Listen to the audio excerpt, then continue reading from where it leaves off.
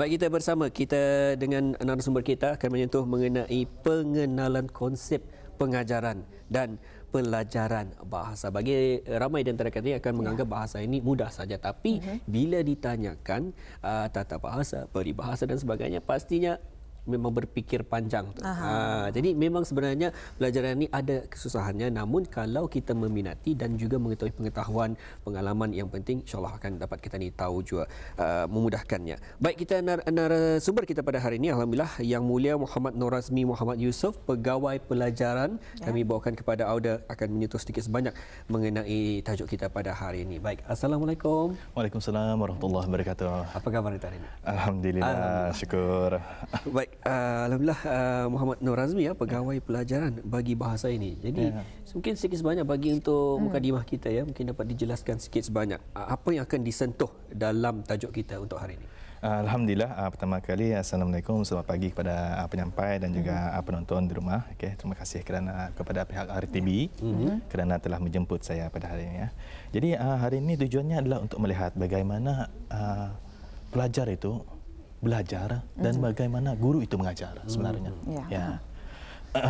Saya harap perbincangan kali ini pada hari ini akan berguna untuk kepada orang ramai, khususnya kepada tenaga pengajar dan juga dalam bidang bahasa. Itu yang akan pengajar dan juga pelajar. Jadi kita fokus kepada dua individu ataupun dua kelompok ini, di mana perlu ada kita ketahui pengajarnya dan juga pelajarnya tersendiri, dan ianya menyentuh mengenai bahasa. Mungkin bahasa apa yang akan disentuh untuk hari ini? Okey, jadi pada hari ini kita akan menyentuh bahasa secara umum sebenarnya. Tidak tertumpu kepada bahasa Melayu dan bahasa Inggeris saja ataupun bahasa Arab. Jadi pada hari ini kita akan melihat sebelum kita mengajar, kita perlu faham macam mana pelajar itu belajar.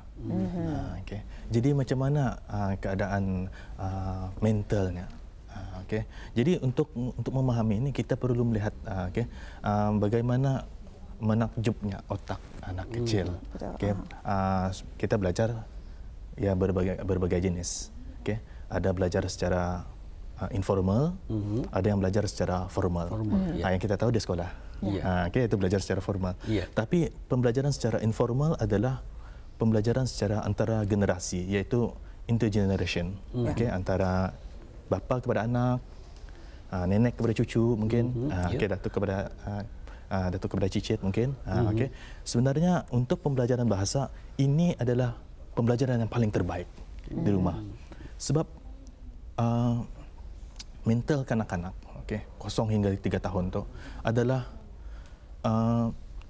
keadaan yang mana pembelajaran bahasa adalah yang terbaik. Yang menakjubnya, dalam 3 tahun yang pertama itu, kanak-kanak boleh berbahasa. Bayangkan, 3 tahun yang pertama. Mungkin pada 0 hingga 7 tahun tu, ia dinamakan babbling. Mula-mula ia menangis. Kalau yang dia suka menangis, kalau yang suka ya ketawa. Atau kita faham, ini suka, ini tidak suka. Lepas tu dia mula mengatakan beberapa perkataan, contohnya ba, ma. Selepas 7 bulan hingga 1 tahun, dia akan mula menggabungkan mama, baba. Selepas tu 2 tahun ke atas, 2 hingga 3 tahun, mereka akan mula dengan, kalau bahasa ilmiahnya, sinteks. Dia akan menyusun perkataan itu menjadi satu ayat yang betul. Bayangkan ini adalah 0 hingga 3 tahun. Jadi betapa menariknya keadaan tersebut. Jadi kita perlu faham, sebelum mengajar tadi, dorang kanak-kanak ni belajar, ada kajian menunjukkan, terdapat alat atau peranti, tapi tidak nampak di dalam otak kita, dinamakan language acquisition device, peranti pemulihan bahasa. Yang menakjubnya, setiap kita mempunyai peranti tersebut, alat tersebut. Kita akan dari waktu kecil kita akan melihat, kita akan mendengar macam mana perkataan ini disusun, macam mana apa yang dimaksudkan dengan perkataan ini, hingga dia membuat macam satu cetakan biru ataupun blueprint tentang sesuatu bahasa. Sangat menakjubkan bagi anak-anak kecil. dapat membuat cetakan bahasa tersebut. Dia akan melihat bagaimana struktur bahasa tersebut, tata bahasa yang sangat kompleks untuk diterangkan. Betul. Ya. Ya. Jadi di sini sebenarnya macam mana kita ni kan tahu sebagai tenaga pengajar ya, kan tahu setiap pelajar itu minat ataupun indah, sebaliknya apa jua subjek yang dipelajari. Jadi guru-guru sebenarnya perlu memahami kan. Jadi macam mana kita akan tahu yang mereka tu minat ataupun yang mereka tu masih lagi dalam macam samar-samar untuk suka akan subjek berkenaan ataupun bahasa. Okey. Inilah seperti yang dicakapkan tadi.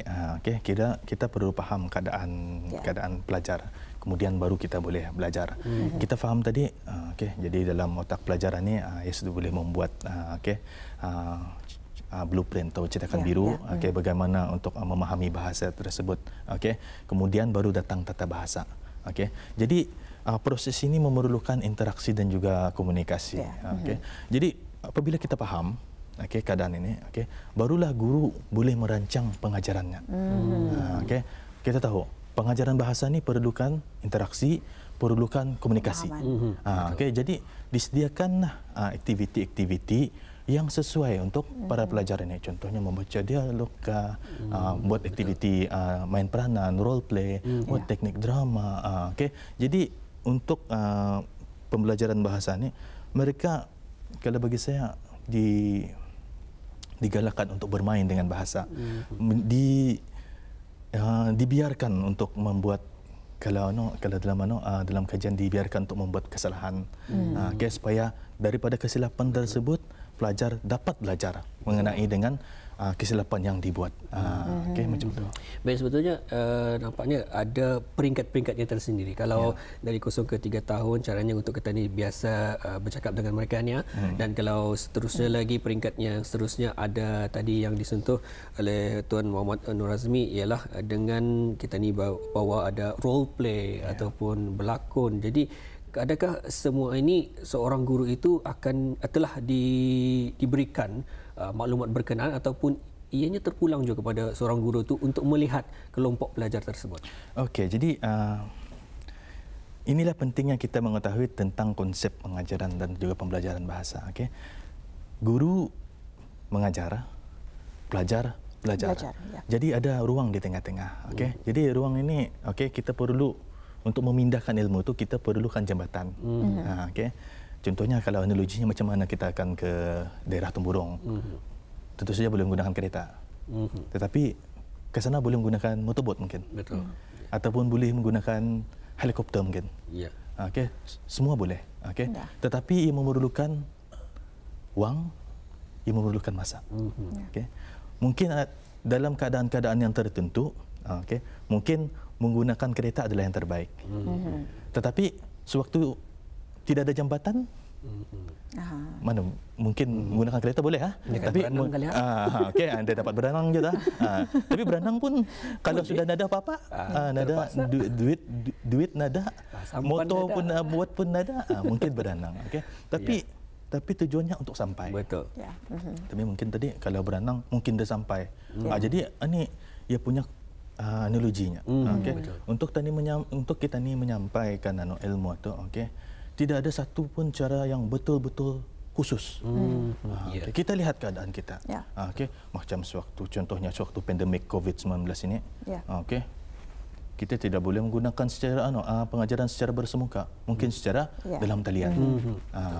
Jadi dengan ini baru kita tahu, jadi tekniknya ini bermacam-macam. Mungkin menggunakan tadi teknik teknik main peranan mungkin, ataupun mungkin teknik latih tubi dan hafalan. Hafalkan. Mungkin, ataupun mungkin boleh menggunakan kamus, ataupun mungkin boleh tata bahasa tadi. Terus saya ajar tata bahasa. Tapi ingat, segala ini memerlukan masa. Jadi kalau kita lihat apa yang berkesan, apa yang kurang berkesan dalam situasi tersebut. Ya. Saya tertarik dengan apa yang Tuan katakan tadi dalam memberikan pemahaman kepada mereka dan juga untuk minat kepada mereka bermain ya. Jadi dengan perkataan, misal kata mungkin Tuan boleh menyediakan satu perkataan, sekata satu perkataan atau macam mana kita ni boleh bermain ayat dengan satu perkataan atau misal katalah saya beri perkataan berkenaan keselamatan. Jadi bagaimana untuk tadi bermain ayat berkenaan yang khusus untuk pemahaman para pelajarnya. Untuk pemahaman para pelajar. Okey. Okey. Jadi dalam konteksnya, contohnya keselamatan. Ya. Okey. Mungkin kita boleh menggunakan teknik main peranan. Okey. Keselamatan tersebut boleh dibuatkan sebagai tema. Dalam teknik main peranan, okey, dia memodulkan situasi. Ya. Okey. Perlu situasi, perlu ada pemain, perlu ada penonton. 3. Okey. Jadi situasinya perlu berkaitan dengan keselamatan tersebut. Betul. Okey. Jadi contohnya mungkin saja okey, situasinya kita membuat orang masak-masak di dapur lah. Okey, mungkin saja. Ya. Okey. Jadi situasinya okey, seorang ibu sedang memasak di dapur, tiba-tiba telefon bimbitnya berbunyi, dia pun berjalan. Okey. Sila sambung lakonan tersebut. Okay. Jadi apa yang dipahami adalah konsep di sini, konsep keselamatan tersebut. Okay. Jadi di sana mereka akan boleh bermain dengan perkataan-perkataan tersebut. Okay. Boleh membina ayat. Betul. Okay. Jadi macam mana dengan cara-cara untuk bercakap. Okay. Baik, itu kalau kita sentuh mengenai pengajar ya, pengajarnya tersendiri. Tidak kira mungkin dari sana disentuh tadi oleh Tuan Muhammad Nur Azmi ya. Ibu bapa dan juga guru juga adalah antara pengajar. Tambah lagi semasa sebelum ini wabak COVID-19 telah membuatkan kita ini sukar untuk bersemuka. Jadi ibu bapa juga antara pengajar yang dapat mengajar anak-anak ini. Jadi kita sentuh pula mengenai pelajarnya.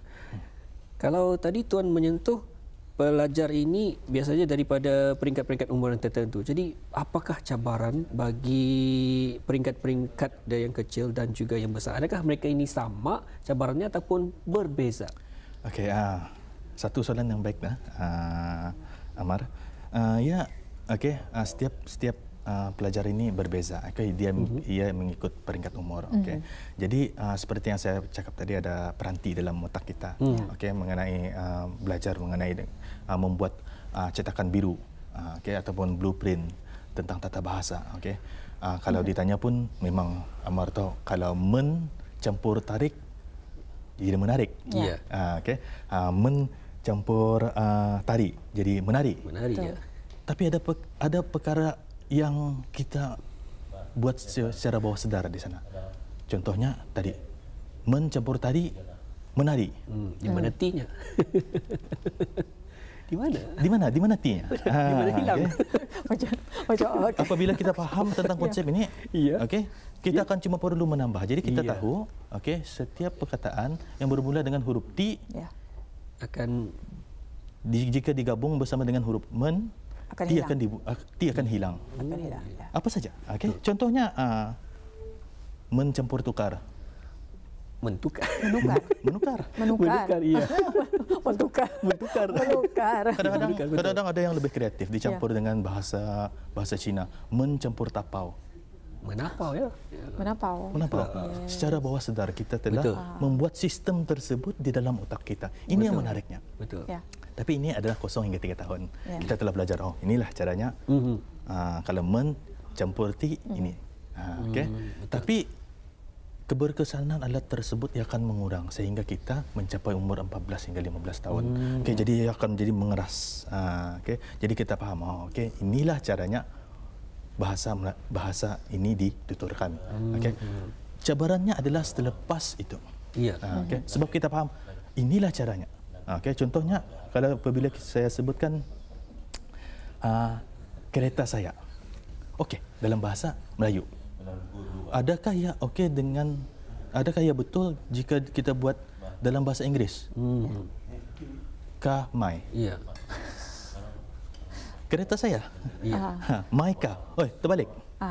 Okey. Tapi perkara ini tidak mengapa bagi kita yang telah belajar dewi bahasa dari kecil. Tapi bayangkan kita tidak pernah belajar bahasa Inggris. bagaimana kita ingin menukar okey, bahasa tersebut. Okey, ataupun contohnya saya pernah mengajar bahasa Melayu kepada pelajar-pelajar asing. Mereka bertanya kepada saya tentang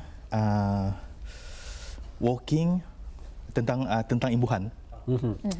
Walking, writing, falling dan juga eating. Ya. Okey. Kenapa dia berbeza sedangkan dia mempunyai imbuhan yang sama, ing. Okey. Saya terfikir ya betul juga. Okey, sebab walking kalau ditukar berjalan. Ya. Writing menulis. Falling terjatuh. Ya. Eating tidak ada, makan saja. Ya. Kenapa tidak semua sama? Contohnya macam berjalan, bertulis, bergugur ataupun bermakan. Bergugur. Kenapa tidak sama? Ya. Ini adalah satu perkara yang sangat sukar untuk diterangkan. Ya, betul. Okey, sebab itu dikatakan tadi perlunya ada interaksi dan juga komunikasi. Okey, sebab untuk mengajar ini, contohnya analoginya untuk mengajar memandu kenderaan. Kita tidak boleh mengajar menggunakan papan tulis saja. Okey, mungkin satu buka kunci, yang kedua okey, hidupkan kenderaan. Ini akan sangat sukar. Okey, jadi caranya adalah untuk para pelajar ini merasahi sendiri. Okey, sebab ada perkara yang sangat sukar untuk diterangkan. Okey, sebab itulah perlunya ada tadi aktiviti-aktiviti berkomunikasi, aktiviti-aktiviti berinteraksi supaya mereka faham tadi kenapa walking lain.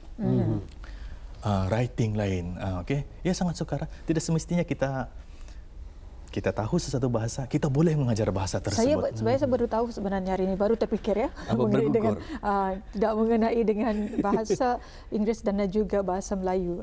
Kalau seperti yang Tuan katakan tadi, ada persamaan di ujungnya. Kalau bahasa Inggerisnya, kalau tukar ke Melayunya memang lain-lain. Ada jadi baru-baru terfikir masa ni. Ya, sebenarnya kita tahu, tapi Indah pernah terfikir benda itu biasanya macam remeh-temeh saja. Bagi kita, dia satu perkara yang remeh-temeh. Tapi kalau orang lain ataupun orang luar yang ingin belajar bahasa Melayu, pastinya mereka akan tertanya-tanya, mengapa? Jadi kalau mereka tanya kepada kami sendiri pun memang jawapannya tidak ada. Jadi itulah yang menariknya sebetulnya bahasa ini, di mana tadi kita sentuh bahasa macam sandang saya bahasa Melayu. Ya. Jadi jawapannya macam mana tu Tuan yang mengenai dengan mungkin ada Inggeris dan juga Melayunya? Inggeris seperti yang saya cakapkan tadi, pengajaran sebab itu pengajaran kalau kita terus kepada pengajaran tata bahasa ini akan menyukarkan kita. Sebab itu kita perlu faham tadi bagaimana kanak-kanak belajar. Mereka belajar menggunakan komunikasi, berinteraksi supaya mereka faham bagaimana struktur ayat tersebut. Supaya mereka dapat menerima. Kalau jalan, berjalan, bukan menjalan.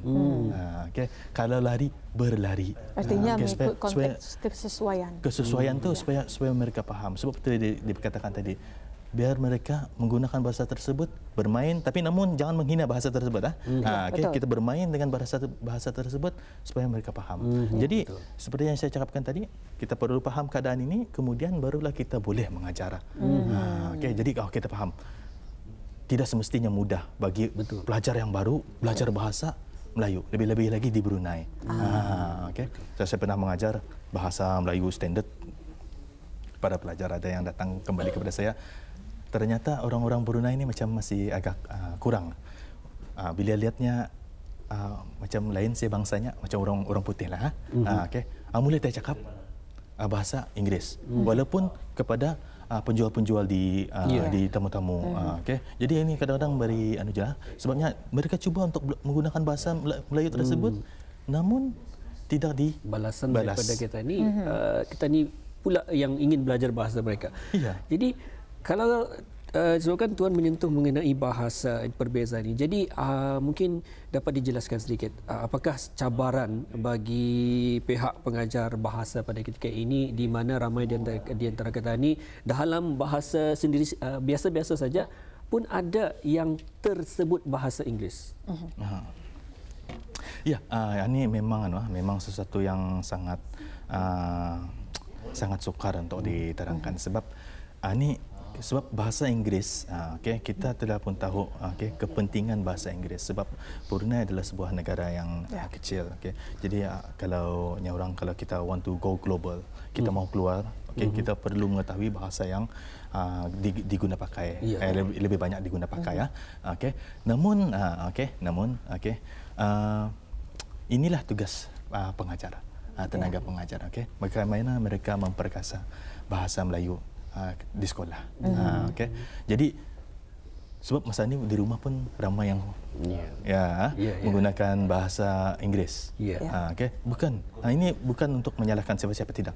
Namun ini menunjukkan betapa pentingnya bahasa tersebut, bahasa Inggeris tersebut kepada pelajar.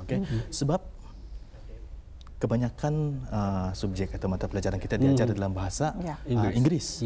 Jika mereka tidak paham, ini akan menyukarkan mereka untuk belajar. Namun inilah perlu ada keseimbangan.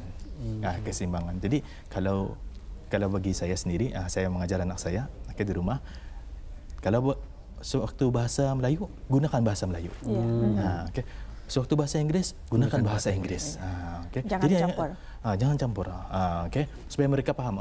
Sewaktu bahasa Melayu, gunakan bahasa Melayu. Sewaktu bahasa Inggris, gunakan bahasa Inggris. Namun menakjubnya, kajian menunjukkan 0 hingga 3 tahun apabila didedahkan bahasa Melayu dengan bahasa Inggris, mereka kan boleh menggunakan kedua-dua bahasa tersebut dan dapat membezakan. Jangan takut. Jangan takut. Sebenarnya menarik ya yang kita bawakan pada hari ini. Namun kita ni sudah berada di penghujung. Apapun kepada audio penonton dan juga tetamu undangan kita ya. Terima kasih banyak kami ucapkan Yang Mulia Tuan Muhammad Nur Razaimi Muhammad Yusof dengan penjelasan mengenai dengan tajuk yang kita bawakan pada hari ini. Terima kasih Tuan. Assalamualaikum. Waalaikumsalam warahmatullahi wabarakatuh.